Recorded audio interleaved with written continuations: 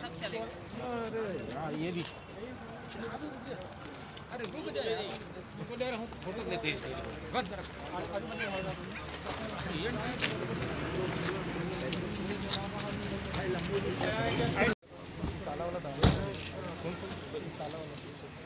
ये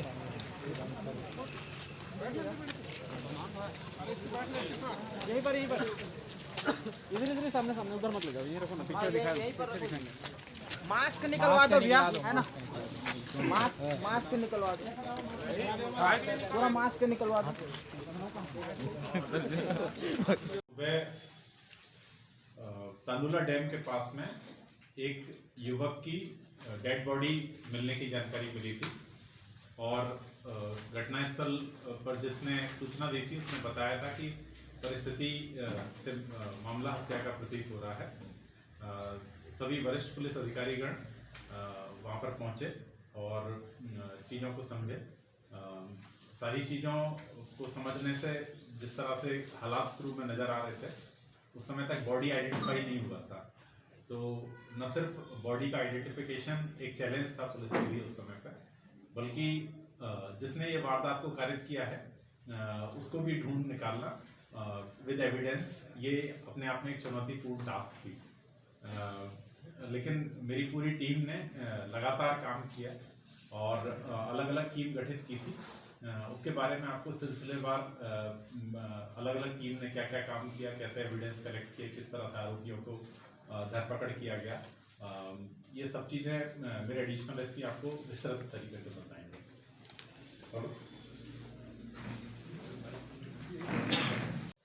थाना बालोद की पुलिस टीम, जिसमें थाना प्रभारी बालोद और निरीक्षक दोनों, इसके साथ साथ वरिष्ठ पुलिस अधीक्षक महोदय, मैं और के सिन्हा साहब वहाँ पहुँचे और घटना इसका जब निरीक्षण किया और मृतक के शव निरीक्षण किए तो ये पाया गया कि मृतक का सिर कुचला हुआ है, उसके गले में किसी धारदार हथियार से रेतने का निशान है, पेट व पसली पर भी धारदार हथियार से चोट का निशान है। मृतक के सिर के बहुत करीब में एक खून से सना हुआ पत्थर था, जिसको ऐसा देख के लग रहा था कि किसी ने धारदार हथियार से उसके गले को मारने के बाद उसका पहचान छुपाने के लिए पत्थर से सिर को कुचला गया है।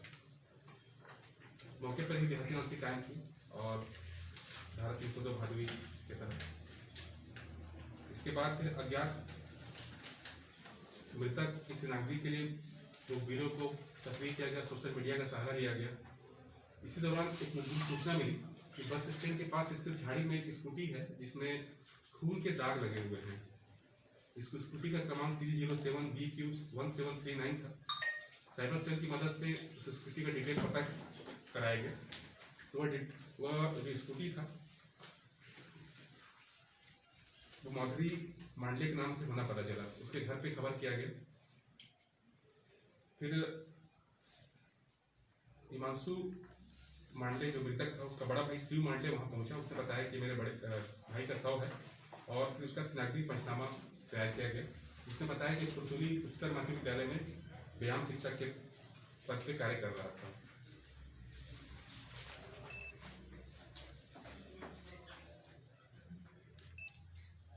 शव की शिनाख्ती पश्चात अब हमारा जो मुख्य उद्देश्य था आरोपी पता प्राप्त करने का, इसका अलग अलग टीम बनाई गई जिसमें साइबर सेल की मदद लिया गया। पूछताछ के दौरान ये पता चला कि संदेही लोकेंद्र पटेल का मृतक के घर में आना जाना था। उसके आधार पर संदेही लोकेंद्र पटेल से पूछताछ किया गया। संदेही लोकेंद्र पटेल ने पूछताछ में बताया कि वह वेस्टर्न डांस एकेडमी में डांस सिखाने का कार्य करता है और मृतक की जो पुत्री है 7 वर्षीय, उसको डांस सिखाने का काम करता था। इस दौरान उसकी पत्नी से इसका मेल जोल बढ़ा। पत्नी का नाम माधुरी मांडले है और पहचान गहराती गई और धीरे धीरे इनका प्रेम संबंध बना। मृतक से उसकी पत्नी का उतनी अच्छी जमती नहीं थी। इस बात को उसकी पत्नी ने अपने प्रेमी जो इस प्रकरण का आरोपी है लोकेंद्र पटेल उसको बताया और उसने कहा कि मैं अपने पति से अलग रखना चाहती हूँ, तलाक लेना चाहती हूँ, लेकिन ऐसा कुछ हो नहीं रहा है। मैं हिमांशु मांडले या तो मेरा पति जो है मर जाए या फिर अलग हो जाए, कुछ भी करो, लेकिन मैं इससे अलग रहना चाहती हूँ। ये सब सुनने के बाद जो आरोपी लोकेन पटेल ने उसको मारने का प्लानिंग किया और अपने दोस्त है निखिल सोनवानी, जो मूलतः राजहरा का रहने वाला है, वर्तमान में रायपुर में रहता है, उससे संपर्क किया। फेसबुक के माध्यम से उसका नंबर लिया और उससे बातचीत किया और उसको पूरे बारे में बताया। निखिल ने कहा कि ठीक है, मैं तुम्हारा मदद करूंगा। निखिल ने कहा इसके लिए मैं अपने रायपुर के दोस्तों से संपर्क करता हूँ। निखिल अपने रायपुर के जो आसपास के दोस्त थे उनसे संपर्क किया और घटना के एक दिन पहले 19 तारीख को इसकी बात हुई निखिल की लोकेन पटेल से। तो ये तय हुआ कि दोपहर में तुम लोग निकलना वहाँ से और यहाँ शाम को 6:30 साढ़े 6 बजे पहुँचना। इसके बाद मैं वहाँ मिलूंगा, फिर बाकी काम उसका करेंगे। निखिल सोनवानी एक इनोवा कार बुक किया इस नाम से कि बालोद घूमने जाना है। बालोद घूमने जाने के नाम से इनोवा कार बुक करके निखिल और उसके जो दोस्त हैं, जिसका नाम है गोलू उर्फ कृष्णकांत शर्मा और गोविंद सोनी तथा 2 नाबालिग दोस्तों को लेकर वह वहाँ से निकला। जब ये बस स्टैंड बालोद पहुँचे लगभग 6 साढ़े 6 बज रहा होगा और लोकेन पटेल उसको वहाँ मिला और लोकेन से निखिल के माध्यम से सभी दोस्तों से परिचय हुआ। इसके बाद सभी ने वहाँ पर चाय नाश्ता किया बस स्टैंड में। बस स्टैंड में चाय नाश्ता करने के पश्चात उन लोग कार से कॉलेज तिराहा तक पहुँचे। कॉलेज तिराहा पहुँचने के बाद कार चालक को उसने 100 रुपये दिया, बोलो चाय नाश्ता करो जाओ जाके, और कार को बस स्टैंड में रखना। कार चालक वहाँ से चला गया। उसके बाद लोकेन बोला कि मैं हिमांशु को लेके आता हूँ। वहाँ से निकलने के बाद लोकेन पटेल ने हिमांशु से बात किया, उसको बुलाया। फिर उधर बाकी दोस्त यहीं छूट गए कॉलेज तिराहा के पास और उधर फिर हिमांशु अपनी स्कूटी से और लोकेन अपने मोटरसाइकिल से वहाँ पहुँचा। पहुँचने के बाद दोनों ने तब तक शराब ली। लोकेन ने फिर शराब लेने के बाद कहाँ बैठ के पिएंगे उसकी चर्चा चली। तो मृतक हिमांशु ने कहा कि चलो पीछे ढाबा में बैठ के पी लेंगे। तो लोकेन बोला कि नहीं इधर किसी आउटर में जाके पी लेते हैं। ये सब चर्चा होने के बाद फिर सभी के सभी तंगला डैम के किनारे चले गए। वहाँ बैठ के इन्होंने शराब किया। करीबन 9 बजे के आसपास फिर लोकेन ने इशारा किया कि इसको मार देते हैं। इशारा मिलते ही एक नाबालिग साथी ने चाकू से हिमांशु मांडले के गर्दन पे वार किया। हिमांशु मांडले को जैसे चाकू लगा तो चिल्लाते हुए ऊपर उठा और उसी दौरान जो उसका दूसरा दोस्त आरोपी है कृष्णकांत और गोलू को मृतक का पैर पकड़ नीचे गिरा दिया और उसके गिरते ही हिमांशु मांडले के सिर में पत्थर से मारा। फिर जो दूसरा उसका साथी है उसने उसको चाकू से मारा और हिमांशु मांडले ने फिर अपने जो नाबालिग दोस्त जो चाकू मारा उससे चाकू छीनकर फिर उसको मारा। और जो अन्य साथी उनका पैर पकड़ निखिल सोनवानी गोविंद सिंह ने पैर पकड़ा और फिर इसको चाकू से और पत्थर से मारे। जो लोकेन था उसने एक हथौड़ी रखा था, हथौड़ी से हिमांशु के सिर में मारा। जो बाकी जो साथी थे उन्होंने भी फिर इसे लेकर हथौड़ी से मारा। जब ये इन लोग यकीन हुई है कि हिमांशु मांडले की मृत्यु हो गई है, उसके पश्चात मृतक के मोबाइल को और घटना में प्रयुक्त हथौड़ी को उन्होंने डैम में फेंक दिया और फिर वो लोग वहाँ से निकले, जिसमें मोटरसाइकिल में निखिल, गोविंद और एक नाबालिग बैठा और मृतक की स्कूटी में लोकेन, कृष्णकांत और गोलू बैठे और बैठ के फिर वापस बस स्टैंड के पास है। बस स्टैंड में एक झाड़ी में स्कूटी को छुपा दिए। जब वापस आ रहे थे तो एक नाबालिग के हाथ में चूंकि चकमा से चोट लग गया था तो उसका खून का दाग उस स्कूटी में भी आया। वहां पहुंचने के बाद लोकेन पटेल ने निखिल को 1000 रुपये दिए और बोला कि बाकी जो रुपए है वह माधुरी मंडले से बात करके मैं तुमको दूंगा। दूसरे दिन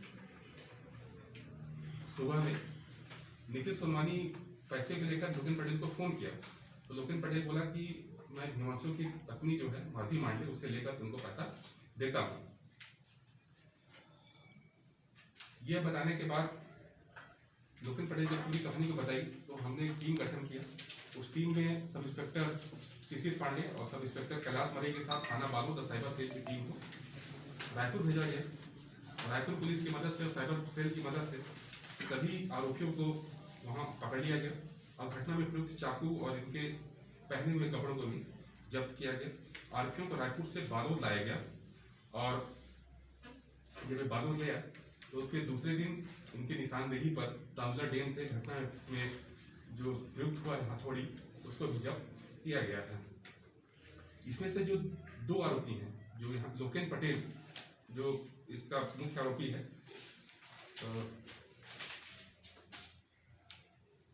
उसका जो प्रेमी है, उसके विरुद्ध में राजहरा में महिला के गले के से सोने का चैन लूटने का अपराध दर्ज था।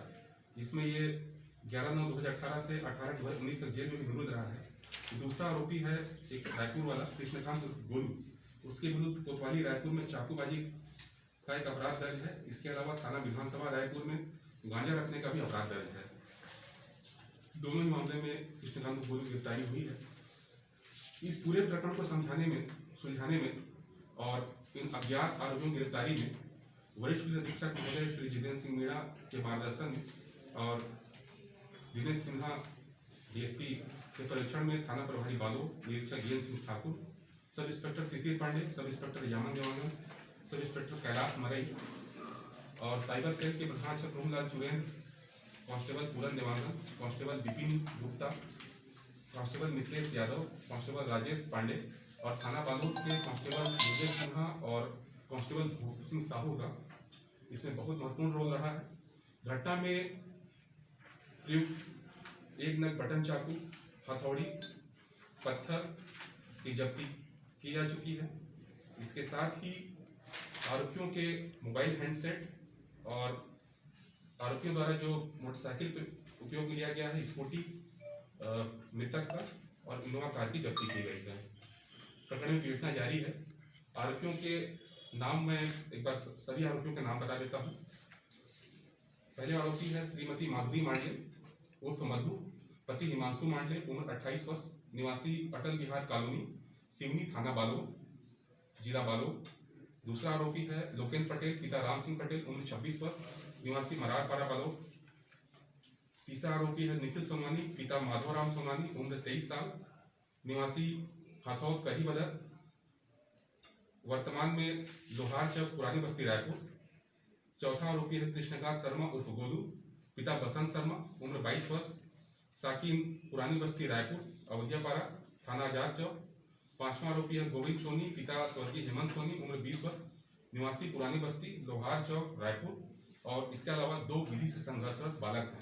प्रकरण में सभी आरोपियों की गिरफ्तारी की जा चुकी है और अग्रिम योजना की कार्रवाई की जा रही है। स्पष्ट नहीं बताया है, 1000 रुपया एडवांस दिया है, इसके बाद फिर बात करके आगे का रकम देने की बात की है। सर 3 धाराओं के तहत कार्रवाई की जाए।